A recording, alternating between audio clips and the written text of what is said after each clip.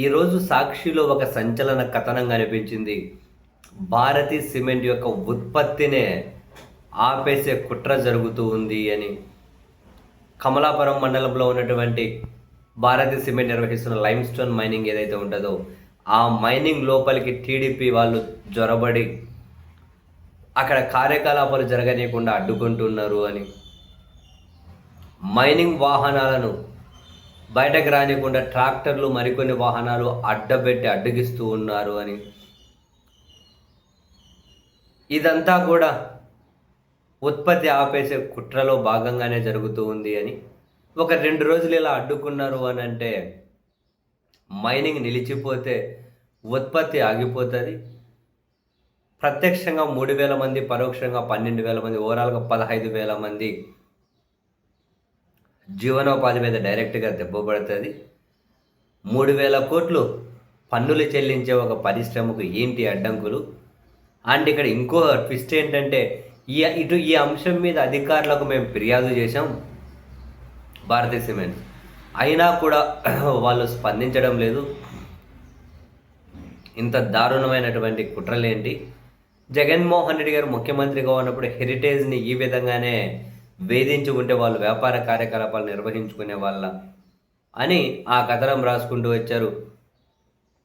మొన్నటికి మొన్న జమ్మలమడుగు నియోజకవర్గంలో ఆల్ట్రాటెక్ లాంటి ఒక ప్రెస్టీజియస్ సంస్థకు కూడా ఇటువంటి పరిస్థితి ఎదురైంది అన్నది ఆ కథనం యొక్క ముఖ్య అంశం.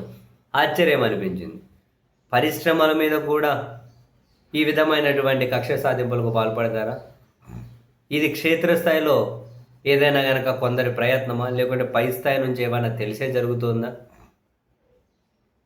ముక్కు మొహం తెలియకుండా ఎవరో నిన్న రిజిస్టర్ అయిన కంపెనీ, అసలు దానికి ఒక రూమ్ కూడా లేని కంపెనీలు అని చెప్పి పేర్లు చెప్పి ఏమంటారు 100 కోట్ల విలువ చేసే భూములు ఉచితంగా ఇచ్చుకుంటూ పోతూ ఉన్నారే, లేదా 99 పైసలకు ఇచ్చుకుంటూ పోతూ ఉన్నారే.